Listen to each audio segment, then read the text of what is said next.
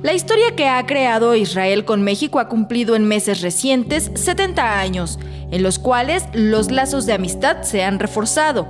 Parte de ese esfuerzo ha sido la oportunidad que han tenido miles de personas en nuestro país de conocer a través del museo que se ubica en el Instituto Cultural México-Israel.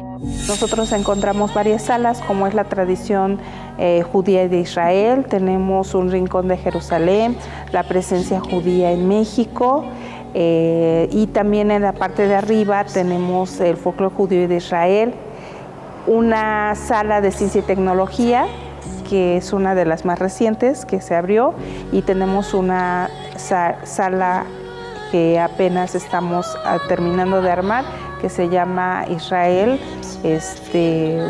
la historia contemporánea. Es en la sala Tradiciones donde nos reciben los objetos más utilizados en las ceremonias, al tiempo que nos explican su significado, tradiciones y costumbres del pueblo judío. De esta manera es que podemos entender con mayor facilidad su forma de vida.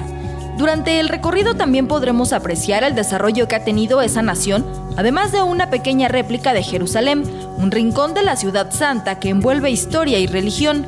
Algo muy importante que aquí encontramos es la presencia judía en México, que data desde la conquista.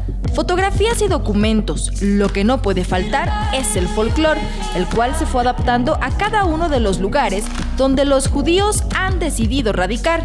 El museo, a la par del instituto, ofrecen a sus visitantes una amplia gama de actividades. Además de las salas que ya mencionamos, este lugar también abre sus puertas a exposiciones temporales, imparte talleres de hebreo, cursos sobre la Biblia, además de reconocer el trabajo de personajes distinguidos en la vida nacional.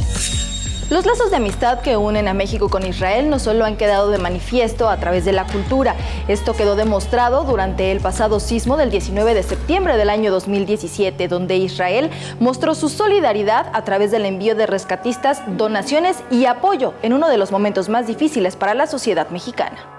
A lo largo de estos 70 años de presencia en México de la comunidad israelí y de amistad entre dos pueblos, el lema de este centro cultural se ha cumplido a cabalidad, con el firme propósito de sentir la comunión entre ambas naciones. Hace unos días, el 7 de septiembre, dio inicio el nuevo año judío. A esta celebración se le denomina Rosh Hashanah y se cumplen 5.779 años.